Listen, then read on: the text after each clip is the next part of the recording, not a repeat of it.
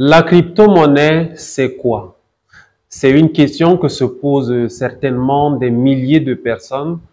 Et bien qu'il y ait suffisamment de réponses dessus qui aient été données par plusieurs personnes, il y a toujours un besoin de donner un peu plus d'explications et parfois apporter des illustrations d'un certain type pour aider un certain nombre de personnes à comprendre ce que représente cette nouvelle donnée de l'économie mondiale. Donc, selon la compréhension que j'ai de ce qu'est la crypto-monnaie, la plus simple des façons de comprendre une crypto-monnaie, c'est de considérer le fait que c'est une monnaie. La crypto-monnaie, c'est une monnaie. Comme le nom l'indique, on a donc le suffixe monnaie qui figure justement sur le nom, le suffixe monnaie, et un préfixe qui est crypto, c'est-à-dire une monnaie cryptée.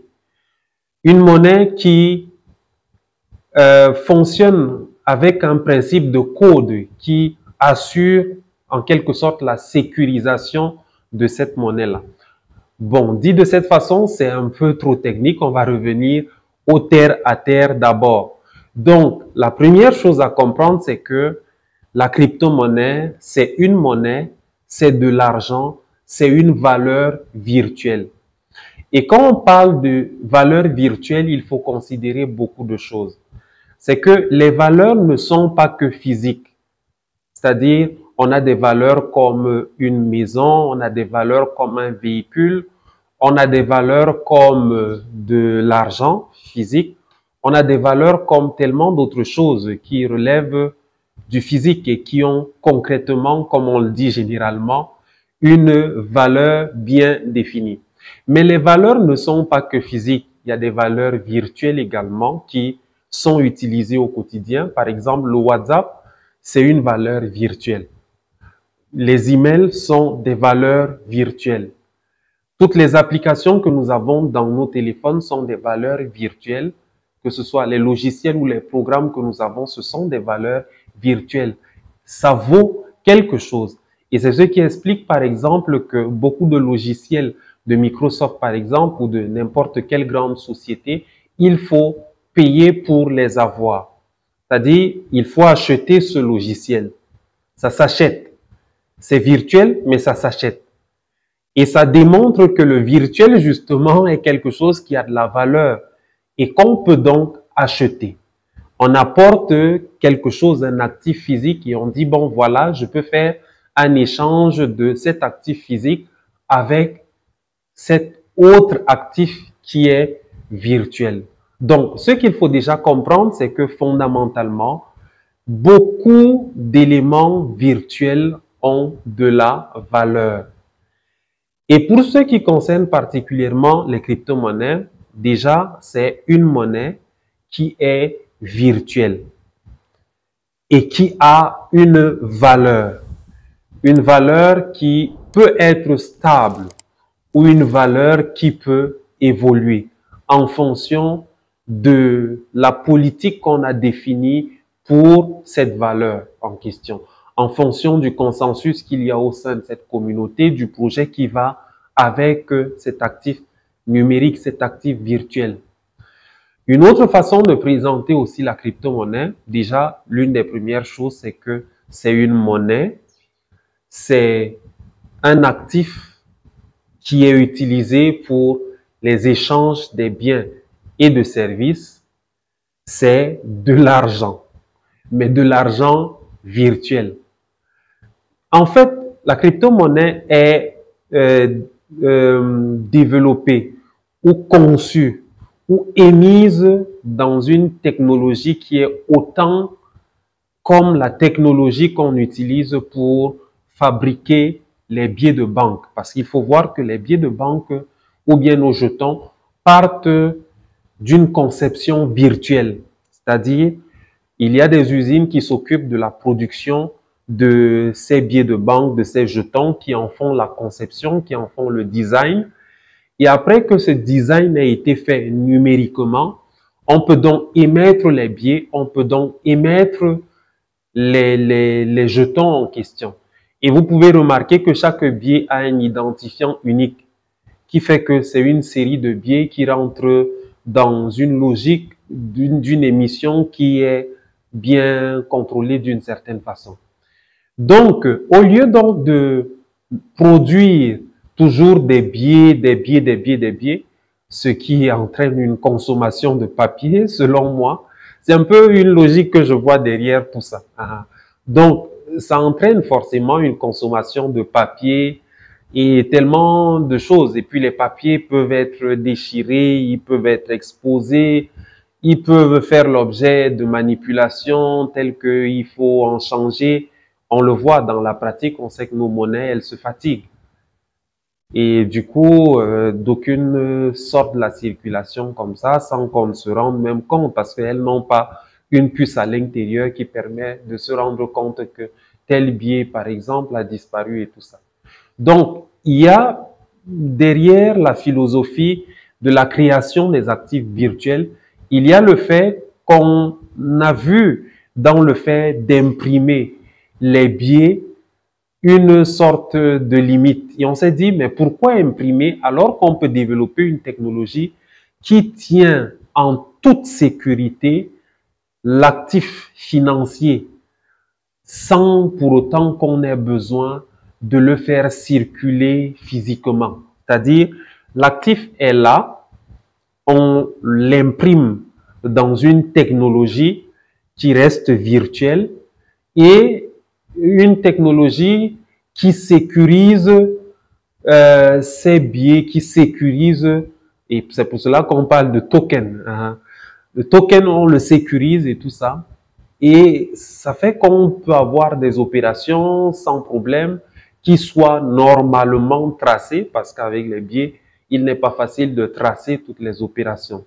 Donc, qu'on s'assure que ces opérations soient normalement tracées et qu'au bout du compte, on peut faire un compte et dire, bon, on a émis tel biais, voilà la façon dont ces biais circulent. Donc, il est plus facile d'avoir à faire des rapports sur comment s'opèrent les échanges de manière générale. Donc, je me dis, l'avènement des crypto-monnaies répond aussi à cette problématique-là.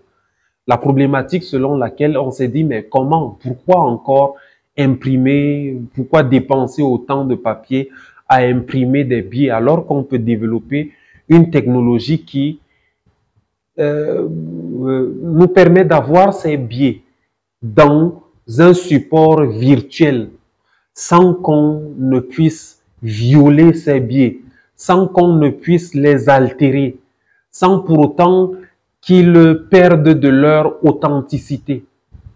Et à ce moment vient donc cette technologie qu'on appelle la blockchain. La blockchain, c'est vraiment une très grande révolution, mais on sait, en science, il y a toujours de nouvelles choses qui arrivent. Dans la dynamique scientifique, c'est ça. Il faut être ouvert à l'avènement de nouvelles choses. Et il était prévisible d'ailleurs, il faut voir les choses venir en science, puisque chaque chose, une fois qu'on a réalisé telle chose, on réfléchit à comment faire mieux. Et de cette façon, les choses évoluent. Il en est autant donc dans le domaine économique où on a eu des expériences avec la monnaie et on s'est rendu compte que vraiment, il faut passer à autre chose. L'usage des actifs physiques a des limites et mieux vaudrait qu'on passe aux actifs virtuels avec l'avantage qu'on pourra tracer toutes les opérations, avec l'avantage que ça nous évite d'avoir à dépenser trop de papier, trop de matières premières, on va dire des jetons, du métal et tout ça. C'est trop de dépenses, en fait. Pourquoi dépenser ça? Alors qu'on peut donc mettre en place une technologie virtuelle qui tient véritablement notre monnaie, qui tient plusieurs autres choses, parce que la blockchain, au bout du compte, offre tellement de possibilités. La blockchain offre des possibilités du genre, par exemple, même les diplômes, on n'aura plus forcément besoin de les imprimer. La blockchain a tellement d'éléments de certification qui font que un document pourra être émis sur la blockchain, il sera d'une très grande authenticité sans pour autant qu'on ait besoin de l'avoir physiquement. Et de cette façon, on ne perd rien. Tout est tracé. Et dans l'avenir, on pourra tracer les opérations qui ont eu lieu peut-être il y a cela 200 ans. Parce que la mémoire de l'humanité est de plus en plus, et les scientifiques sont de plus en plus préoccupés de préserver vraiment la mémoire de notre évolution. Et vraiment, le domaine des finances est aujourd'hui affecté par l'avènement des crypto-monnaies. Donc, les crypto-monnaies, c'est de la monnaie virtuelle que nous allons tous avoir parce que c'est ça. Personne ne sera en marge de cette culture d'utiliser les crypto-monnaies. C'est comme ça, ce sera ça le principe. Maintenant, il y a simplement ceux qui, alors que le village est ouvert à l'habitation, vont aller s'établir les premiers. Ils auront l'avantage que, bon, s'étant établis les premiers, ils pourront couper autant d'espace qu'ils veulent. Et ces espaces, ils les auront même gratuitement ou peut-être contre une modique somme, une toute petite somme. C'est ça la réalité en fait. L'écosystème avec les crypto-monnaies se bâtit au fur et à mesure. Et les premiers se positionnent. Ils y vont, ils trouvent le terrain, il est disponible, ils en prennent. Et au fur et à mesure, des gens viennent et s'établissent, l'espace prend de la valeur. Et à ce moment, avec le temps, plus ça prend de la valeur, les premiers qui auront été là, qui auront pris un grand nombre de terres, pourront les revendre à d'autres personnes et se faire suffisamment de valeur à travers ça. C'est en fait, ça se transpose à notre réalité même du quotidien. Donc la crypto-monnaie, c'est aussi un peu comme les terrains. C'est certes de l'argent qu'on est censé utiliser normalement dans le cadre de nos échanges au quotidien, mais par-delà ce fait, c'est aussi une valeur qu'on peut garder, préserver, tenir avec le temps et qui est susceptible de prendre de la valeur, qui peut changer de cours. C'est-à-dire, on peut partir, par exemple, d'une crypto qui valait au départ, et ça, le Bitcoin, l'histoire du Bitcoin nous l'a très bien illustré. On peut partir donc d'une valeur qui était de 25 et nous retrouver à une valeur de 10 000. Et c'est ça la réalité. C'est un peu comme aujourd'hui, des villes comme, on va dire, les grandes villes, les villes urbaines. Ceux qui s'y établissaient les premiers avaient les terrains gratuitement ou avaient les terrains comme ça, simplement avec de petits montants et tout ça. Mais plus tard, aujourd'hui, il y a des villes où pour acheter un terrain, le mètre carré peut vous valoir même 100 000. Et c'est ça. Et c'est ça aussi un peu la réalité avec les crypto-monnaies. Donc, il y a certainement beaucoup de choses à dire par rapport à ça, mais c'est déjà un peu ce qu'il faut comprendre de ce qu'est une crypto-monnaie. Donc, la crypto-monnaie, c'est de l'argent virtuel simplement, qui est imprimé sur une technologie qu'on appelle la blockchain. Et il est intéressant aussi de chercher à comprendre ce qu'est la blockchain. La blockchain se veut être le web ou l'internet de troisième génération avec tellement d'éléments qui font que le virtuel est élevé à un autre niveau. C'est-à-dire, on est dans un souci de transposer la réalité physique à la réalité virtuelle, faire en sorte que tous les éléments qui rentrent dans le système virtuel puissent également être normalement transposés dans une technologie virtuelle qui ferait en sorte que, par exemple, il est en effet question avec la blockchain de faire la transposition de notre réalité physique à la réalité virtuelle. non pas de façon, euh, comment dire, de faire une transposition suffisamment réelle, c'est-à-dire nous plonger véritablement dans la dimension du virtuel tout en nous faisant sentir dans le virtuel ce qu'on sent dans le réel. Et vous avez certainement entendu parler du métaverse qui est lié au Web 3 et à la technologie de la blockchain de manière générale.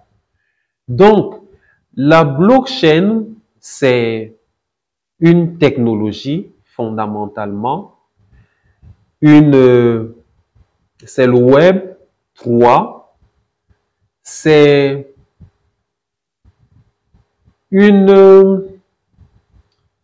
un support de données décentralisé qui met à contribution tout l'écosystème informatique.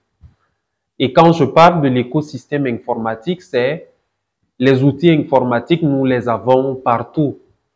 Et au lieu d'aller selon le principe que tout ce qui figure sur le virtuel soit géré par un serveur central, dans la technologie blockchain, il y a une évolution qui fait que tout, tout l'écosystème informatique est mis à contribution pour assurer la sécurité du système, pour assurer son authenticité, pour assurer son inviolabilité.